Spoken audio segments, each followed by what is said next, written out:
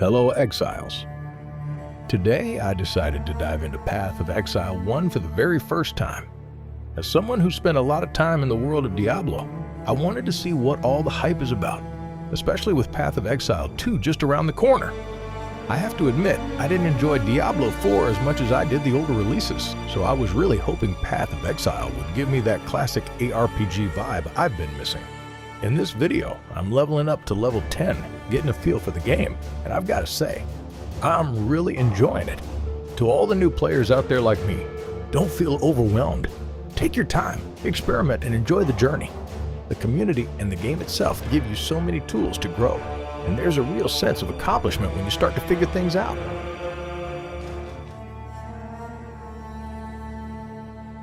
As we patiently wait for the release of Path of Exile 2, I wanted to share a little festive tradition from my part of the world. On December 6th, we celebrate St. Nicholas Day. It's a special day in many European countries. On this day, St. Nicholas, our version of Santa, visits during the night and leaves small presents for children who've been good, like chocolates, fruits, or little toys. It's separate from Christmas, but just as magical. And for me, the release of Path of Exile 2 feels like the ultimate gift from St. Nicholas this year. Even if you don't celebrate St. Nicholas Day, I think we can all agree that the wait for Path of Exile 2 has been worth it.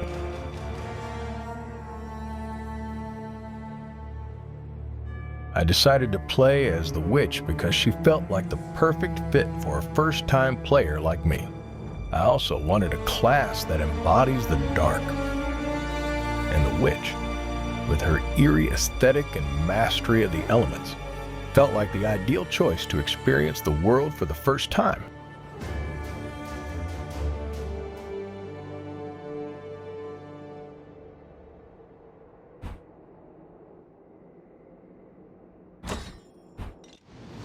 So our journey began on the Twilight Strand, a desolate beach where we started our path as exiles. This section serves as a tutorial, giving us a chance to get familiar with the basics, how to use our first skill gem, equip gear, and fight off waves of undead enemies. With malice. There's a power here that welcomes me.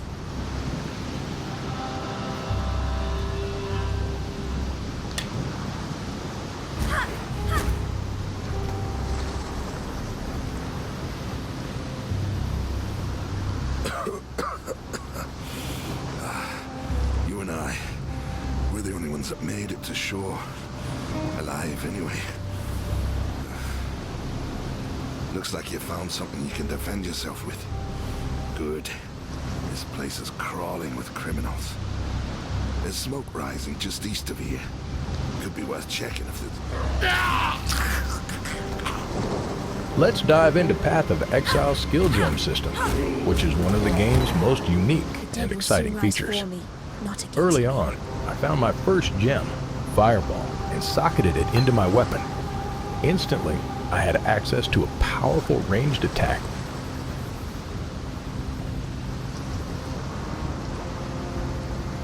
Let's see the inventory system in Path of Exile. As a first-time player, I found it a little confusing at first.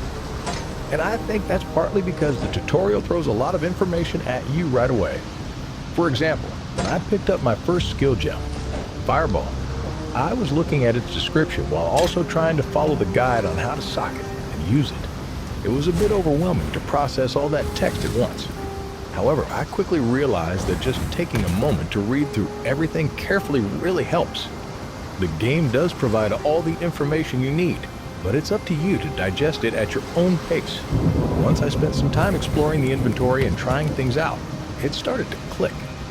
After a few minutes of experimenting, equipping gear, socketing gems, and organizing items, I found that it became much easier to navigate. The layout of the inventory is straightforward once you understand it. Gear goes on the left, consumables like flasks are at the bottom, and the remaining space is for items and loot. Managing your inventory does require some strategy, especially since space is limited, but this adds a layer of planning to the game that I've grown to appreciate. Overall, while the inventory system felt a bit overwhelming at first, it quickly became second nature with a little patience and practice.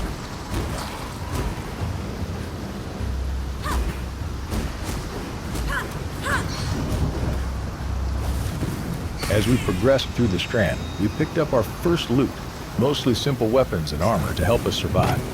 Along the way, we've started to see how important positioning and timing are in combat. The enemies may seem straightforward, but staying mobile and managing our resources, like mana, are key lessons we've learned here. We also got our first taste of the game's loot system, with items dropping frequently from enemies. Early on, we found gear with colored sockets, which is where we place skill gems to unlock our abilities. All of this leads us to Hillock, the final challenge of the Twilight Strand and our first boss encounter.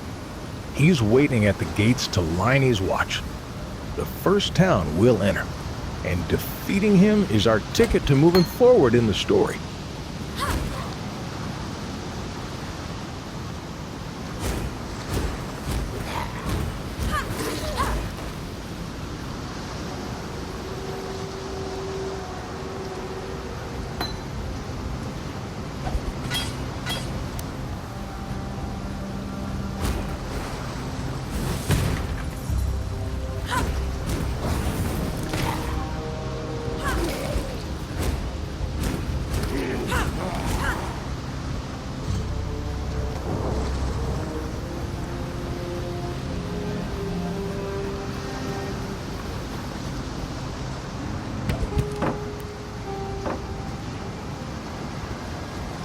There he is, Hillock, our first real boss encounter. This towering brute stands between us and the safety of Lioneye's Watch, and he's not about to let us pass without a fight. Hillock starts off slow, lurching toward us with his massive sword, giving us time to test our positioning and kite him around. His attacks are heavy, and if we're caught standing still, they can deal a serious chunk of damage. This fight isn't just about dealing damage. It's about staying mobile, timing our spells or attacks, and managing our mana effectively.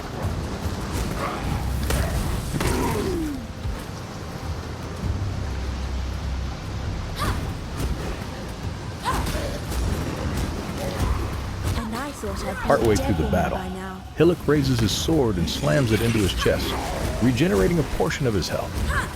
This is our first taste of boss mechanics that require us to adapt mid-fight. We need to push through his healing quickly to avoid letting the fight drag on too long.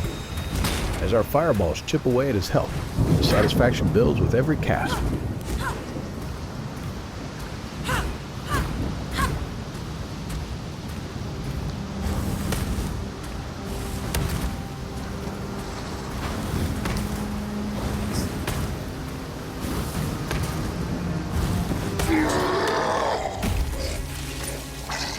Finally, Hillock falls, and we've conquered our first true challenge in Path of Exile. The gate to Lioneye's Watch opens before us, welcoming us to the first safe zone in our journey. Hillock may be the first, but he won't be the last boss to test our skills. As we fought Hillock, we leveled up to level 2. Leveling up in Path of Exile brings a lot of benefits, and this was our first taste of real progression. The most immediate reward is the skill point we earned, which lets us dive into the game's massive passive skill tree. At this stage, the tree can feel overwhelming with its sheer size, but it's important to remember that we start in a specific area suited to our class. For the Witch, we're focused on nodes that boost spell damage, mana regeneration, or survivability, essential early game stats to help us progress smoothly. Leveling up also restores our health and mana, which was a huge relief in the middle of the Hillock fight. It's like a mini second wind, giving us just enough resources to finish the battle strong. Finally, leveling up also makes our skill gems gain experience, bringing them closer to their first upgrade. This is one of the coolest parts of Path of Exile. Not only do we get stronger, but so do our skills. It's a constant sense of progression that makes every fight, every level, and every choice in the skill tree feel impactful. With Hillock down, level 2 under our belt, and our first skill point spent, we're ready to step through the gates into Lioneye's Watch and continue our journey. I decided to go down the path that increases spell damage and maximum mana. For a Witch, these are essential early game stats. They boost our damage output and give us more mana to cast spells, which makes fights smoother and more efficient. It's a simple but solid choice to start building a strong spellcaster.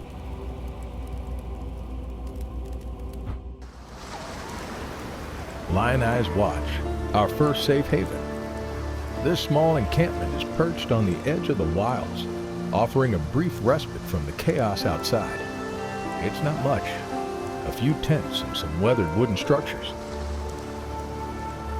Here we got access to our stash, a personal storage space where we can safely keep items, gear, and currency we're not using, a crucial feature as inventory space is limited. The people here are a mix of allies and quest givers, each with their own stories. Nessa, the kind-hearted healer, seems genuinely impressed that we managed to take down Hillock.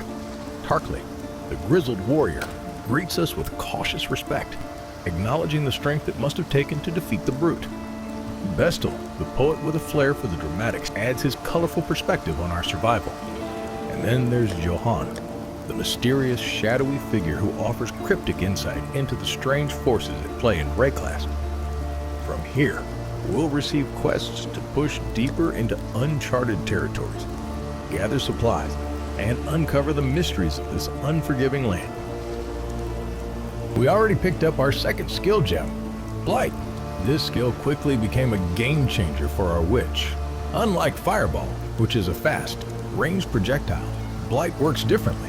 It's a channeling spell that applies a stacking debuff to enemies, dealing chaos damage over time and slowing them down. What's great about Blight is how it complements Fireball perfectly. Fireball is great for hitting enemies at a distance or dealing with groups, while Blight is ideal for tougher enemies or when they get too close. It slows them down enough to keep them from swarming us, giving us more control over fights. It's also one of our first introductions to chaos damage, which bypasses enemy resistances like fire, cold, and lightning. This makes it particularly useful in tougher encounters, where enemies might otherwise shrug off our elemental spells. Blight also scales well with the witch's focus on spell damage and mana, making it a natural addition to our growing arsenal.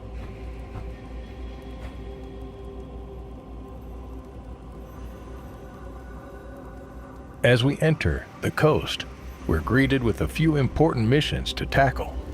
Our main objectives are to travel to the Tidal Island and find the medicine chest for Nessa. This is a crucial quest that will help the survivors in the encampment and, of course, reward us with some useful items to aid in our journey. There's also an optional mission, exploring Kingsmarch.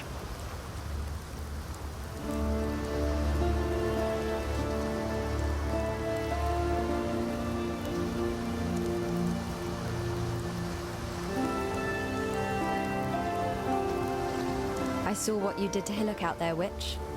Your black art is the reason you're here, in exile.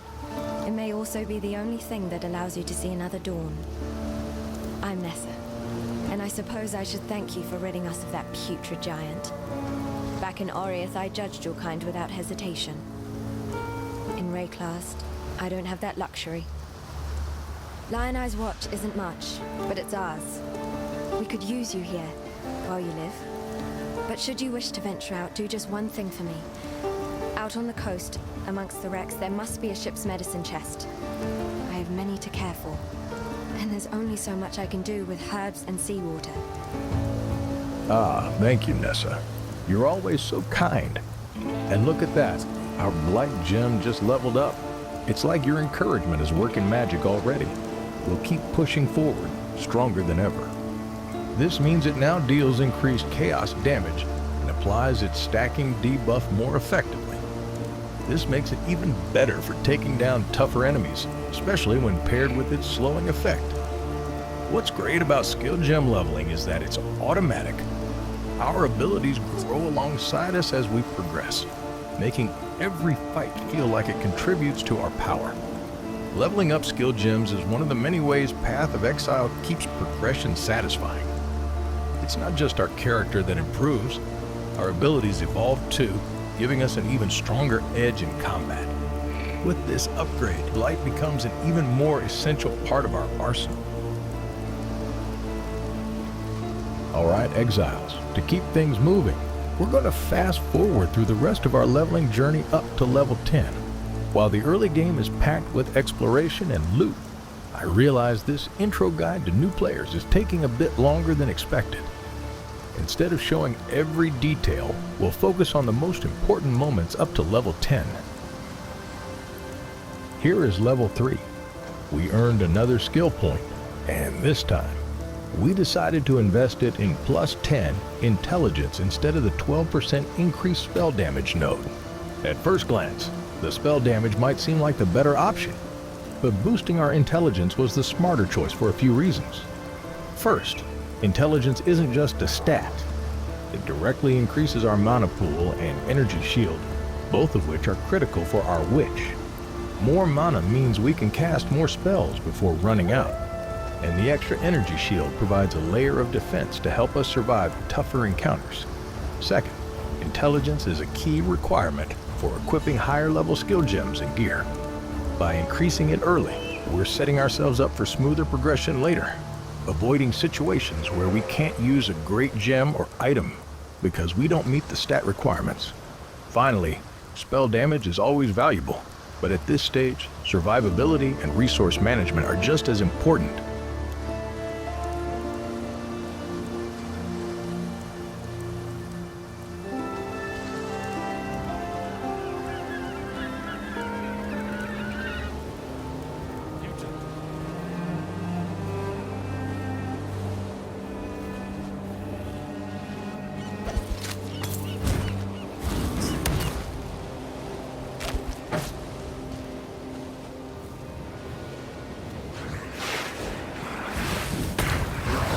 Level 4. I confidently opened my inventory, ready to dive into the massive passive skill tree, but then I saw some gear I'd picked up earlier.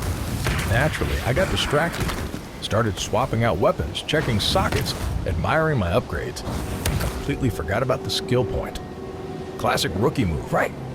I am using the point later.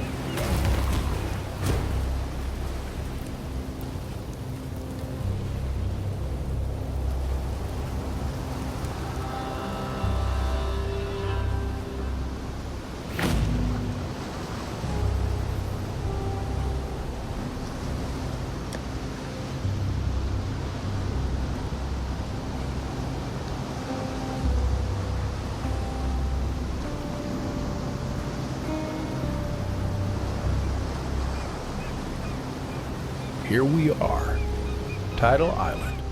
This eerie, storm-battered shore is our next destination, and it's a clear step up in both atmosphere and danger. The crashing waves and scattered wreckage set the tone immediately. This place isn't just abandoned, it's hostile. Our mission here is to find the medicine chest for Nessa, but it's not going to be handed over without a fight. Tidal Island is crawling with dangerous creatures. And somewhere out there, the boss Hailrake is waiting for us. It's time to gear up, stay sharp, and see if we're ready to take on what this island has to offer.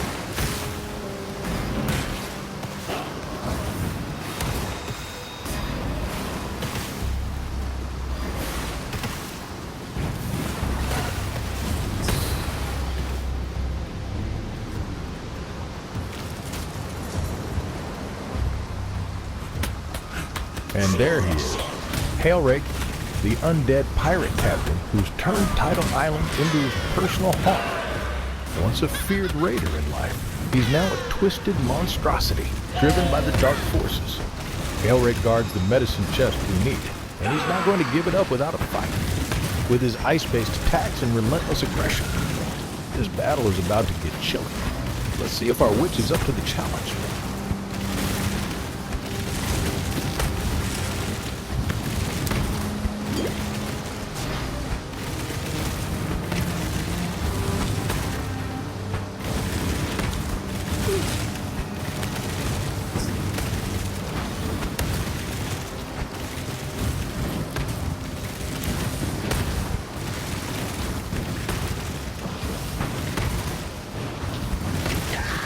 And down goes Hailrake. Guess he wasn't as chilling as he thought he was. Maybe he should have stuck to raiding ships instead of freezing exiles. Well, at least he left behind the medicine chest, so I'd say we've earned Nessa's eternal gratitude.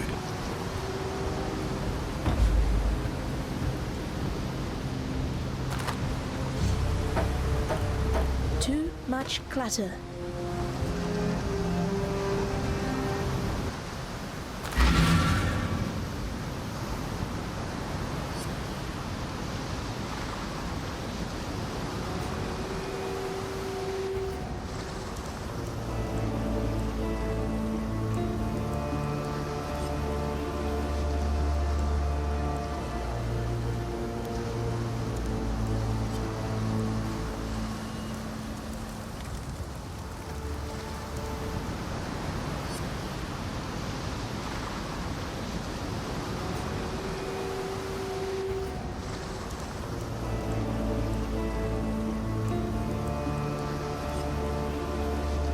We handed over the medicine chest to Nessa, who was incredibly grateful.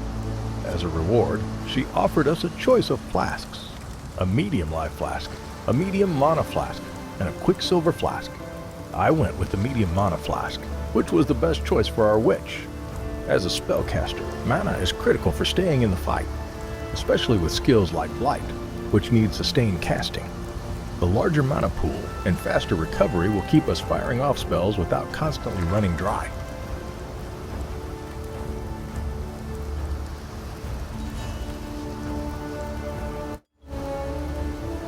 Nessa also offered a selection of support gems as part of her reward. I chose the infused channeling support, which is a fantastic fit for our Blight skill. This gem boosts the damage of our channeled spells and grants us a defensive buff while channeling.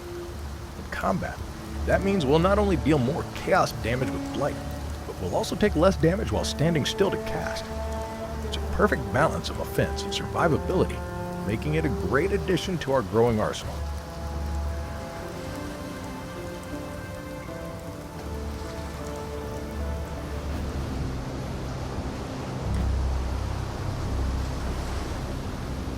Finally, that forgotten level 4 skill point. Better late than never. We decided to invest it in 12% increased spell damage. This node gives a direct boost to our overall damage output, making both Fireball and Blight hit harder. It's especially useful now as we start encountering tougher enemies and bosses, where maximizing our damage is crucial for quicker and safer fights. Pairing this with our earlier choice of plus 10 intelligence gives us a nice balance of raw power and mana sustainability, setting us up perfectly for the challenges ahead.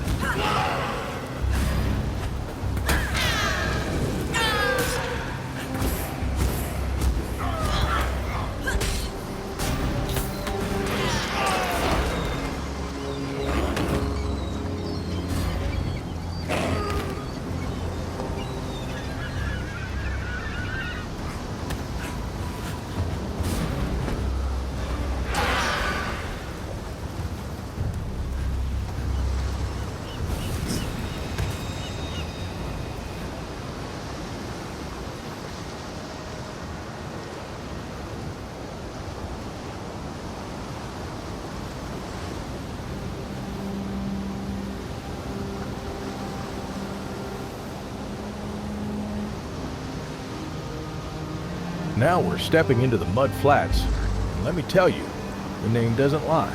It's a dreary, swampy mess full of danger. This area is crawling with aggressive roe birds, oversized reptiles that charge at you with alarming speed.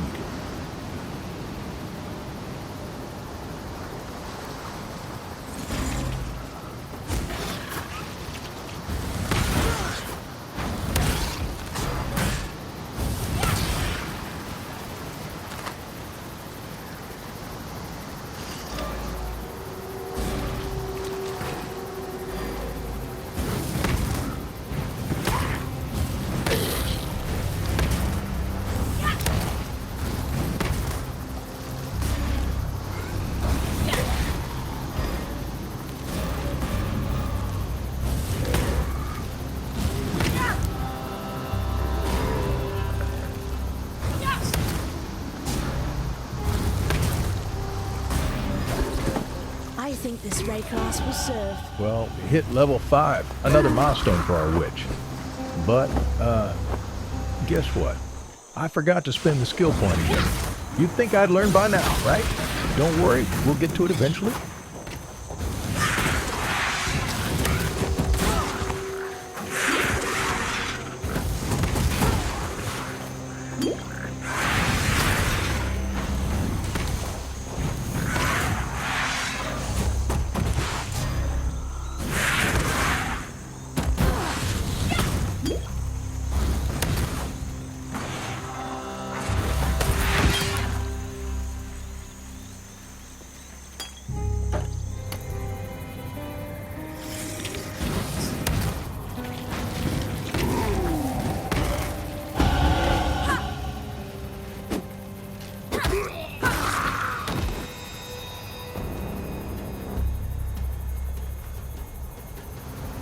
After braving the mud flats and collecting the 3 glyphs, we unlocked the ancient device and gained access to the Submerged passage.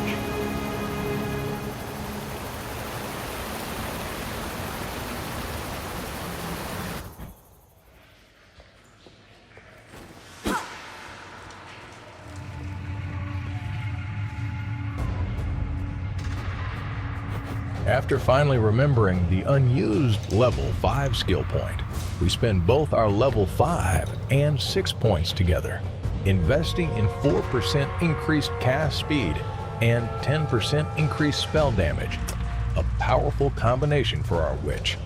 The cast speed boost means we can now fire off spells like Fireball and channel Blight even faster, increasing our damage output over time and making our combat feel smoother and more responsive. This is especially handy for Blight, as faster casting means we can stack its chaos damage debuff more quickly, melting enemies faster in tough fights. The spell damage node, on the other hand, gives us a raw power increase, directly boosting the base damage of all our spells. Together, these 2 upgrades work hand in hand. One makes our spells stronger, while the other lets us cast them more efficiently. It's a great balance of speed and power, setting us up to take on the next challenges with even more confidence.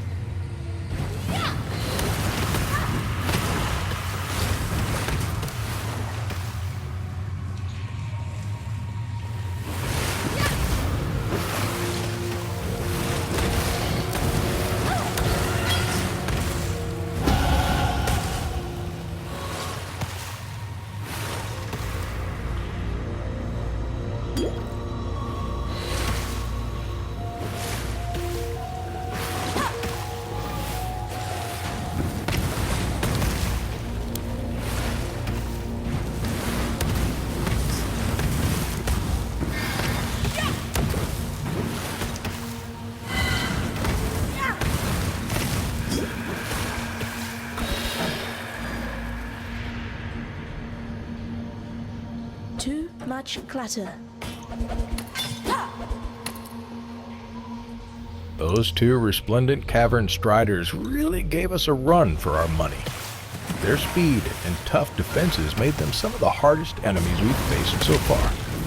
The fight was intense, but it paid off. I managed to hit level 7 right after taking them down. Of course, before I could even think about spending my skill point, I ran straight into the Brood Princess. This terrifying arachnid queen is surrounded by her swarm of spiderlings, and she doesn't waste any time trying to overwhelm us. The fight turned chaotic fast, but with some quick thinking and our trusty spells. Time to see if we can take her down and make it out alive.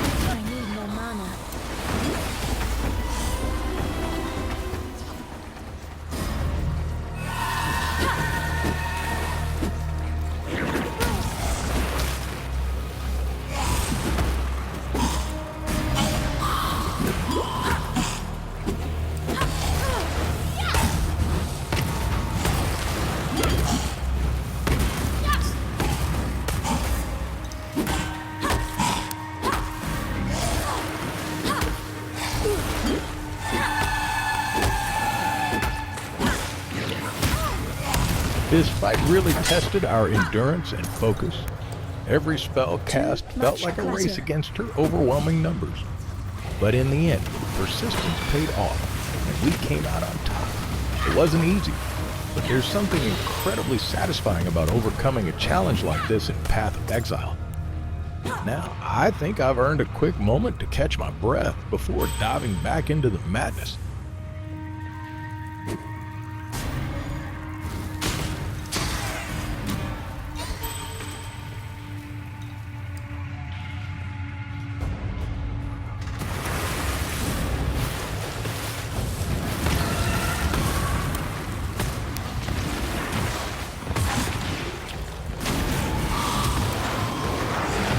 Well, things got a bit chaotic during the fight with the corrupted growth and its swarm of creatures.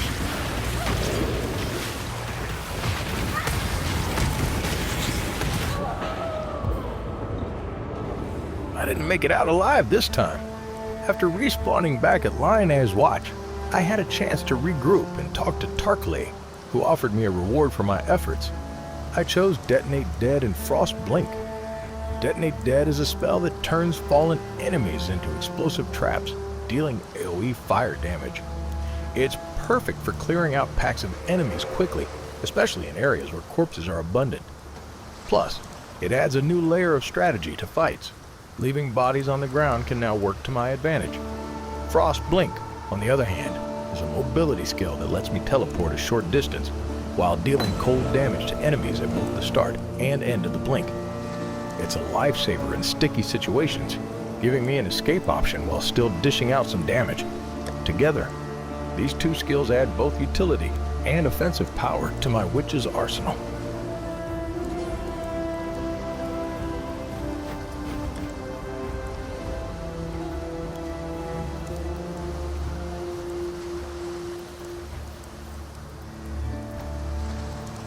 We spent our level 7 skill point on another 10% increased spell damage. This was a solid choice to continue boosting our witch's offensive power.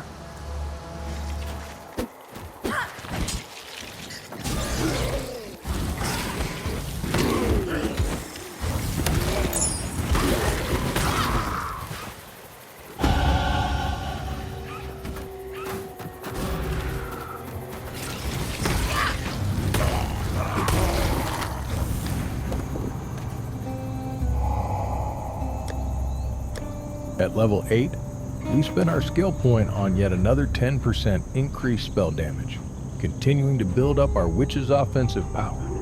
But here's the exciting part. When we level up again, we'll be able to unlock the Arcanist Dominion node. This is a huge upgrade, granting 20% increased spell damage, 5% increased cast speed, and plus 20 intelligence all in one. It's a perfect synergy of power, efficiency of power, efficiency, and resource management, and it's going to push our witch's performance to the next level. I can't wait to hit level 9 and see this all come together. But before that, let's activate this corrupted growth and speed up our leveling process. This encounter can get chaotic with the waves of enemies it spawns, but it's also a great opportunity to earn experience quickly, if we play it smart this time and avoid another death.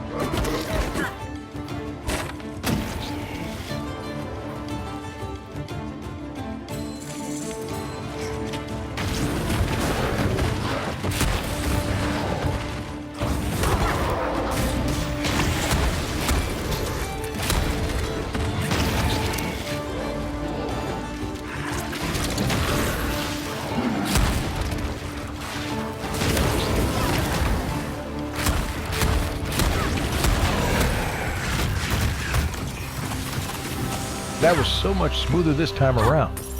Detonate Dead made all the difference. Turning those fallen enemies into explosions not only cleared the swarms faster, but also kept the pressure off while we managed the fight.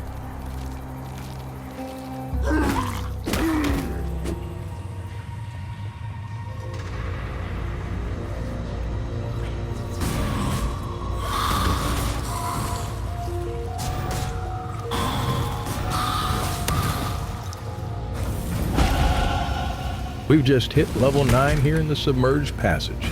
Another big milestone for our witch. With this level up, we can finally unlock the powerful Arcanist's Dominion node on the passive skill tree. Here we are in the flooded depths, battling through waves of enemies. And I'll be honest, I've been so busy fighting that I completely forgot to use my level 9 skill point. It's just sitting there, waiting for me to unlock Arcanist Dominion. Alright, let's take on another corrupted growth. After how smoothly the last one went with Detonate Dead, I'm feeling much more confident.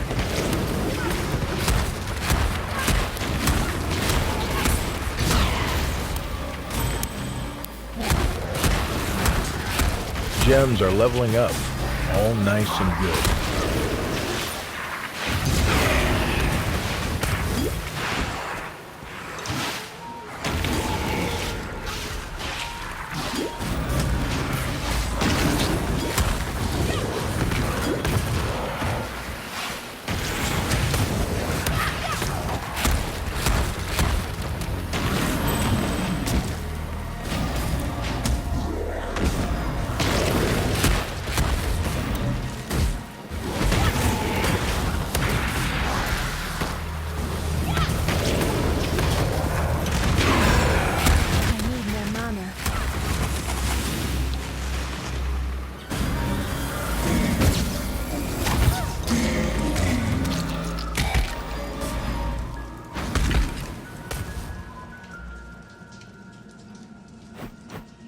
Finally, we're taking a breather and spending our level 9 skill point. It's about time. We've unlocked Arcanist Dominion, and wow, this node is a massive upgrade. With 20% increased spell damage, 5% increased cast speed, plus 20 intelligence, it feels like we've hit the jackpot. As we dive deeper into the flooded depths, we come face to face with the Dweller of the Deep, our next big challenge. Nightmare's sea creature is the perfect embodiment of the dangers lurking in dark corners. The Dweller isn't just big, it's deadly. With its powerful melee attacks and swarms of smaller minions, this fight is as much about crowd control as it is about survival. Its ability to close the distance quickly forces us to stay on the move, while its relentless pressure makes managing our mana and positioning critical. This boss is a true test of our spells and strategy. Let's see if our upgraded witch is ready to take down this aquatic terror and emerge stronger for it.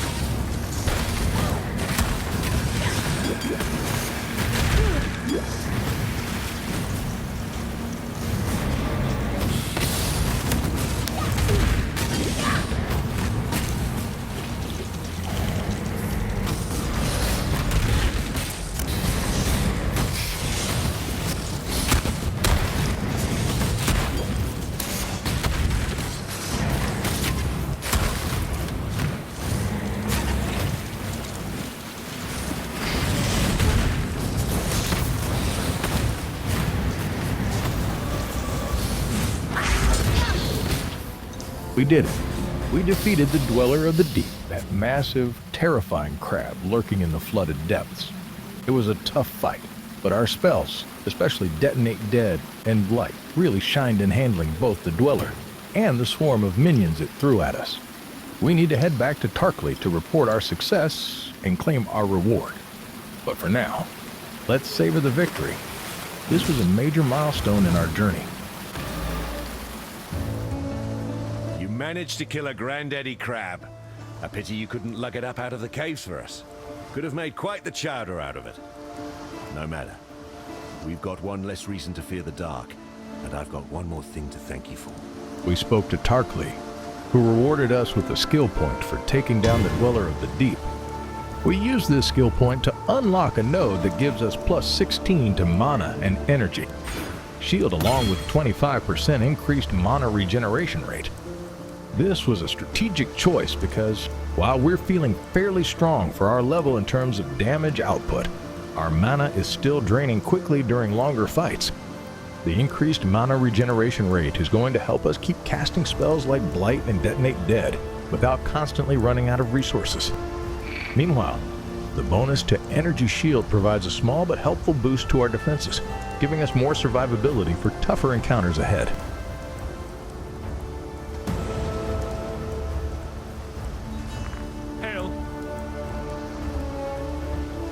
Kingsmarch serves as a central hub where our witch assists in establishing a new settlement, accessible from Act 1's Lioneye's Watch by speaking with Johan. Kingsmarch offers various facilities and activities. Resource management. Players gather resources like ores and crops from Rayclast and the Atlas of Worlds to support the settlement's development. Recruitment. Through Rolf, the recruiter, players can hire workers with specialized skills to perform tasks such as mining, smelting, farming, disenchanting, and shipping. Facility upgrades. Investing in and upgrading facilities like mining stations, smelters, farms, and shipping docks enhances productivity and unlocks new capabilities within the settlement. Shipping and trade. Managed by Tujin, the harbor master, the shipping facility allows players to send goods to various regions, facilitating trade and resource acquisition. Engaging with Kingsmarch provides a strategic layer to gameplay, emphasizing resource management, worker recruitment, and facility upgrades to build a thriving settlement. We're not diving too deep into this part of the game for now. We're going to head straight back to leveling, aiming for level 10 as our next big milestone. Fate smiles with sharp teeth. We've officially hit level 10, a major milestone for our witch. Not only did we reach this level, but we also tackled some optional content along the way. We are exploring the Fetid Pool, a grim, stagnant area full of danger, and completing the mission to kill all the monsters lurking within.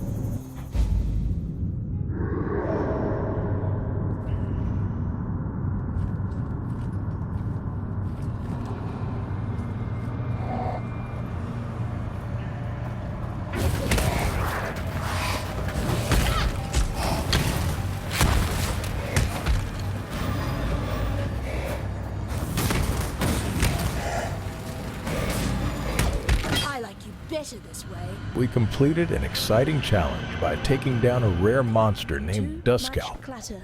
Rare monsters like this are tougher than the average enemy, with unique modifiers that make the fight more challenging. This wasn't really tough though.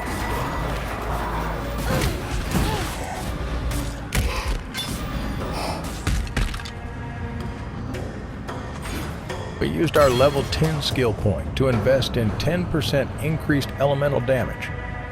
Our current spells, like Fireball and Frostblink, deal elemental damage, fire and cold respectively. This node amplifies the core damage type of these skills, making our attacks hit harder and clearing enemies more efficiently. I decided to refund one skill point and use it to unlock the Firewalker node. This turned out to be a fantastic decision for our witch, as it provides a powerful combination of benefits. 25% increased fire damage, 5% increased cast speed with fire skills, and plus 15% to fire resistance. A strong finish for our first time playing. We cleared the Fetid Pool, returned to Tarkley, and wrapped up our first journey in Path of Exile. This marks the end of my very first time playing the game, and I hope this video helps others who are also new to the game. Stay tuned for more content. I'll be diving into Path of Exile 2 as soon as it drops. A big thank you to the veteran players and content creators who are helping new players, like me, with their authentic resources. I won't name anyone specific right now, but you know who you are. You've been playing this game since the beginning, and your insights have made learning Path of Exile so much easier. Let's all be patient just a little longer. 6th of December is almost here.